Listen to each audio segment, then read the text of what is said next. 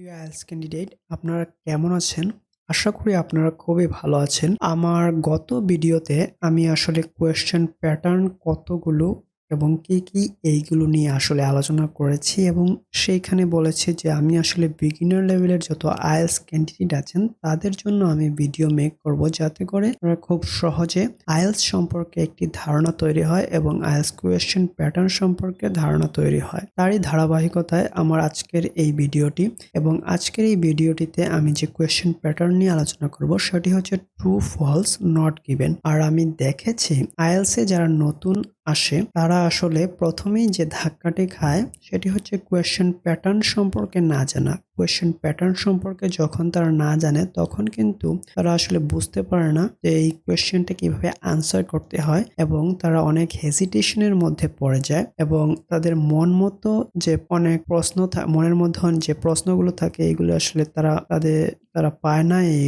উত্তরগুলো। তো সেই ধারাবাহিকতা বা সেই জিনিসগুলো চিন্তা করেই আসলে আমি এই ভিডিওগুলো মেক করার সিদ্ধান্ত নিয়েছি এবং আমার যে এখন এপিসোডগুলো আসবে সেইগুলো প্রত্যেকটি কোয়েশ্চেন প্যাটার্ন নিয়ে থাকবে, যে একটি করে কোয়েশ্চেন প্যাটার্ন নিয়ে আলোচনা করব, সেটি কিভাবে আনসার করতে হয় সেই কথাগুলোই আমি এখানে উল্লেখ করব খুবই সহজভাবে, যাতে করে একটি বিগিনার লেভেল আইএলটিএস ক্যান্ডিডেট খুব সহজভাবে বুঝতে পারে। চলুন আমরা কথা না বাড়িয়ে চলে যাই মূল ভিডিওতে। তো আজকের যে প্যাসেজটি আমি নিয়েছি সেটি হচ্ছে ক্যামব্রিজ 15 বইয়ের পোর্ক নামের একটি প্যাসেজ এবং এটি খুবই সহজ একটি প্যাসেজ। তো এইখান থেকে আমি ট্রু, ফলস, নট গিভেন এর 3টা কোয়েশ্চেন নিয়েছি। তো আমরা ট্রু কেন হবে, ফলস কেন হবে এবং নট গিভেন কেন হবে, এই তিনটির যদি আমরা একটু বোঝার চেষ্টা করি। এখন এখানে বলেছে if the statement agrees with the information, যদি এই প্রশ্নের স্টেটমেন্টটি এগ্রি করে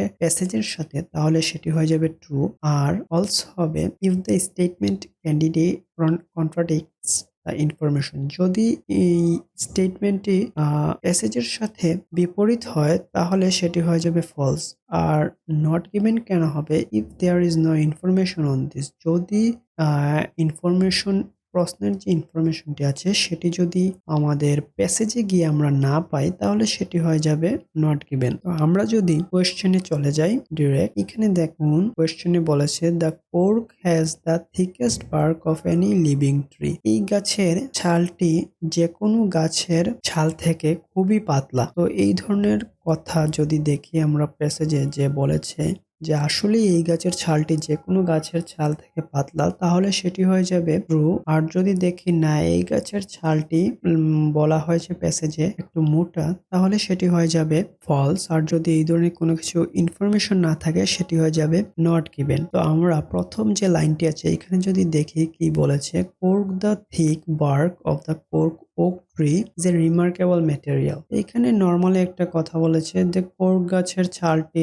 একটু পাতলা বা চিকন এই ধরনের কিছু বলেছে এবং এর ম্যাটেরিয়াল গুলো রিমার্কেবল। এখানে কিন্তু তুলনা করা কিছু বোঝায়নি। তো আমরা যদি লাস্টের লাইনটাতে চলে যাই, এখানে বলেছে and the cork oak itself is an extraordinary tree, এখানেও বলেছে যে কোর্ক গাছের নিজেই একটি extraordinary tree। পরের লাইনটিতে বলেছে it's bark grows up to 20 centimeter in thickness, এখানে বলেছে এই গাছের ছালটি 20 সেন্টিমিটার পাতলা হয়। বাট আমরা যে দুইটি লাইন পড়লাম এখানে কিন্তু কোনো জায়গায় বলেন মানে তুলনা করা কিছু বুঝায়নি। প্রশ্নতে আসলে যেটি বুঝিয়েছে যে কোনো গাছের ছাল থেকে এই গাছের ছালটি খুবই পাতলা, এই ধরনের কোনো ইনফরমেশন আমরা প্যাসেজে পাইনি। সো প্যাসেজে যদি আমরা এই ধরনের কোনো ইনফরমেশনই না পাই প্রশ্নের, তাহলে সেটি অবশ্যই নট গিভেন হয়ে যাবে। তো আমি দেখুন প্রশ্নের পাশে নট গিভেন লিখে রেখেছি। সো এইগুলো আসলে নট গিভেন কেন লিখে রেখেছি, যে তারপর ওই দেখুন এখানে লাল কালি দিয়ে মার্ক কেন করে রেখেছি, যে আপনাদের যাতে সময়টা বাঁচে, আমি খুবই শর্ট ওয়েতে ভিডিওটা করতে পারি এবং ভিডিওটা লেন্থ যাতে শর্ট হয় সেই জন্য আসলে এই কাজটা আমার করা। তো আমি আসলে মেবি বুঝাতে পেরেছি যে আসলে কেন এটি নট গিভেন হয়েছে। তো আমরা যদি নেক্সট কোয়েশ্চেন একটু চলে যাই, এইখানে দেখুন বলেছে scientist have developed a synthetic cork with the same cellular structures as natural cork. এইখানে বলেছে সায়েন্টিস্টরা এমন একটি সিনথেটিক পদার্থ দিয়ে এমন একটি জিনিস আবিষ্কার করেছে যেটি কোর্ক গাছের ছালের ন্যায় এই কপি করে ফেলেছে তারা সিনথেটিক পদার্থ দিয়ে কোর্ক গাছের ছালের মতো। তো আমরা যদি প্যাসেজে দেখি যে আসলেই সায়েন্টিস্টরা কোর্ক গাছের যে ছালটি আছে বা স্ট্রাকচারটি আছে ওইটি তারা কপি করে ফেলেছে, তাহলে অবশ্যই এটি ট্রু। আর যদি কিনা সায়েন্টিস্টরা এটি এখনো আবিষ্কার করতে পারেনি সেটি হবে ফলস। আর যদি এই ধরনের কোনো ইনফরমেশন না থাকে তাহলে সেটি অবশ্যই হয়ে যাবে নট গিভেন। তো আমরা যদি প্যাসেজে যাই, এখানে লেখা আছে দেখুন, the bark of the cork has a particular cellular structure with about 40 million cells per cubic centimeter that technology has never succeeded in replicating. বাংলায় যদি আমরা একটু বলি, এখানে বলছে কোর্ক গাছের যে ছালটি আছে বিশেষ করে যে সেলুলার স্ট্রাকচার ওইটির 1 সেন্টিমিটারে 40 মিলিয়ন সেল থাকে এবং লাস্টের যে লাইনটি এখানে বলেছে টেকনোলজি দ্বারা এই গাছের সেলুলার গুলো কপি করা সম্ভব হয়নি। তাহলে আমরা কোয়েশ্চেনে কি দেখেছিলাম? কোয়েশ্চেনে দেখেছিলাম যে scientist have developed a synthetic cork with the same cellular structure. প্রশ্নতে বলেছিল সায়েন্টিস্টরা আবিষ্কার করে ফেলেছে কোর্ক গাছের ন্যায় সেলুলার, কিন্তু প্যাসেজে বলেছে সায়েন্টিস্টরা, এখানে সায়েন্টিস্টের যে সিনোনিমিক টেকনোলজি ব্যবহার করেছে, টেকনোলজিটা সফল হয়নি এই গাছের ছালগুলো কপি করতে। সো স্বভাবতই এটি হয়ে যাবে ফলস। তো আমি আসলে বুঝাতে পেরেছি মনে হয় যে কেন এটি ফলস হয়েছে। আমরা যদি নেক্সট কোয়েশ্চেনে চলে যাই,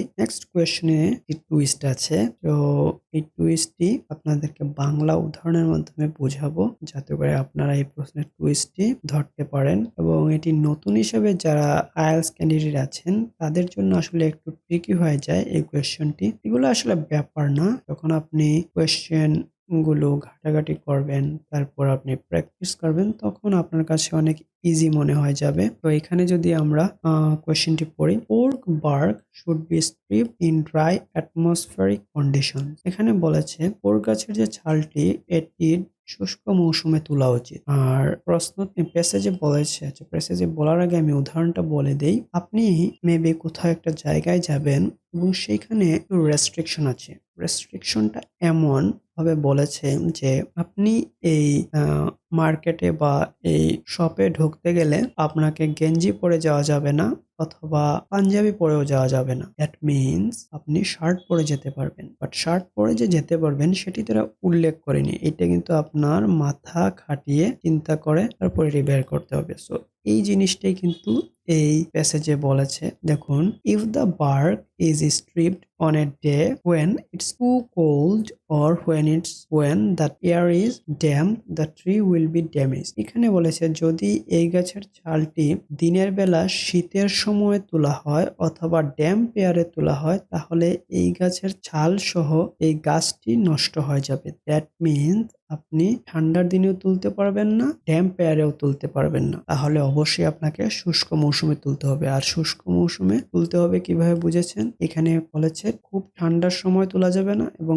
এয়ারটা যখন খুবই ড্যাম্প থাকে তখন তোলা যাবে না। তো এটা একটা ট্রিকি কোয়েশ্চেন এবং এটা আপনার মাথা খাটিয়ে বুঝতে হবে যে আসলে প্রশ্নতে প্যাসেজে কি বলেছে এবং প্রশ্নতে কি বলেছে। এই কোয়েশ্চেনটি হয়ে যাবে ট্রু। তো আমি প্রশ্নের পাশে আসলে ট্রুটা লিখে রেখেছি। তো আমার মনে হয় যে এই ট্রিকি কোয়েশ্চেনটা খুবই সহজভাবে আমি বোঝানোর চেষ্টা করেছি আসলে কেন এটি ট্রু হয়েছে। তো আমি আশা করি আমার যত ভিডিও নেক্সট ডে আসবে সব ভিডিওতে আপনারা লাইক, কমেন্ট এবং শেয়ার করবেন আপনাদের ফ্রেন্ড সার্কেলদের সাথে এবং আপনাদের বন্ধুদের সাথে। এবং যদি আপনারা মনে করেন যে আমার এই ভিডিও থেকে আপনারা উপকৃত হচ্ছেন তাহলে অবশ্যই আমার এই চ্যানেলটি সাবস্ক্রাইব করবেন। আপনাদের সাবস্ক্রাইবের মাধ্যমেই কিন্তু আমার এই চ্যানেলটি অনেক দূর এগিয়ে যেতে সক্ষম হবে। এবং আমি আবারও বলছি যে আমি সবসময় কিন্তু বিগিনার ফ্রেন্ডলি ভিডিও বানাবো এবং অনেক টিপস এবং ট্রিক্স কিন্তু নেক্সট আরো অনেক এপিসোডে আসবে। তো এখনই ধৈর্য হারা হবেন না। আশা করি আপনারা আমার এই নতুন চ্যানেলের পাশে থাকবেন। সবাইকে ধন্যবাদ জানিয়ে আমার আজকের এই ভিডিওটি শেষ করছি। সবাই ভালো থাকবেন, নিরাপদে থাকবেন।